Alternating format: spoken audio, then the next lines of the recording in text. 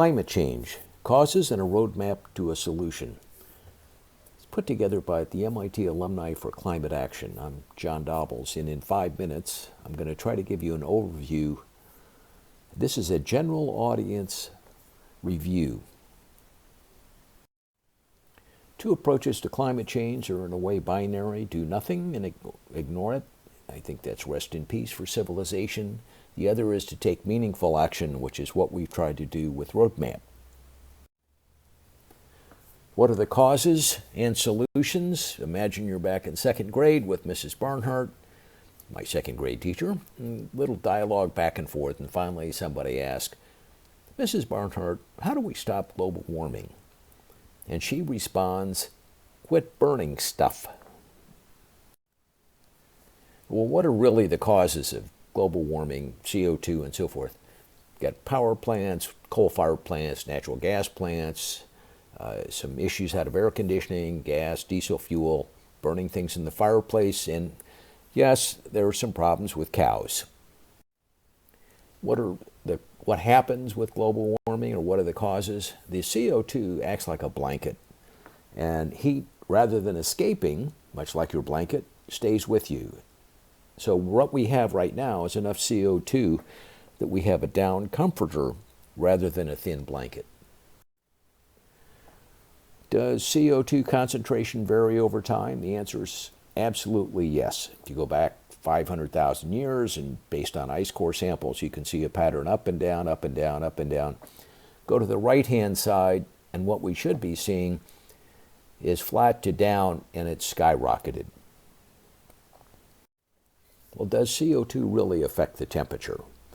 Here's a chart since 1950. The blue line is CO2 parts per million, which you saw in the previous slide. The red dots are average temperature of the Earth. You can see it's correlated highly, and it's continuing to increase at an increasing rate. What part of the Earth gets warmer? Well, two things. One is the atmosphere, which we can all feel. Another part is the oceans, and they actually absorb more CO2 than the atmosphere. However, when the ocean temperatures rise, they absorb less and actually give up some CO2. Also, the higher water temperature and the increased acidity from all the CO2 damages coral reefs, food sources for fish, and so forth. And we've got a real problem with the oceans right now. Well, does the average Earth's temperature really matter? You know, it's up one day, it's 20 degrees, and it's 50, it's 80, it bounces all over.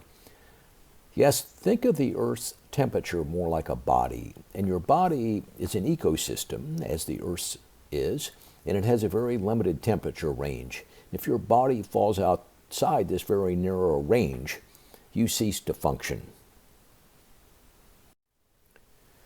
What's going to happen to the Earth with this? Well, we'll see more polar ice caps melting, higher ocean levels up to a foot by 2100, more flooding. At the same time, these climate patterns change. We'll see more droughts, more forest fires. What's left? So we get to a target of zero carbon by 2050, and that's necessary in order to reach a reasonable temperature change by 2100. The Earth's temperature is going to continue to rise, but the technology exists to pretty much get to 2050 with what we have now. The issue is education of the public and adoption of these recommendations. Well, how do we reduce CO2? Mrs. Barnhart said, quit burning stuff. Also, there's some zero carbon fuels we're working on. When we do electrify demands for cars, school buses, houses, so forth, electricity demand is going to go way up. And so we have to manage that.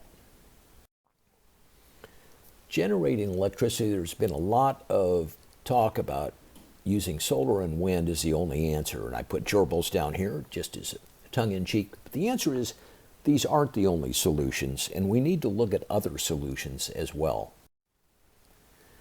And who should be educated about the plan, the problems, the issues?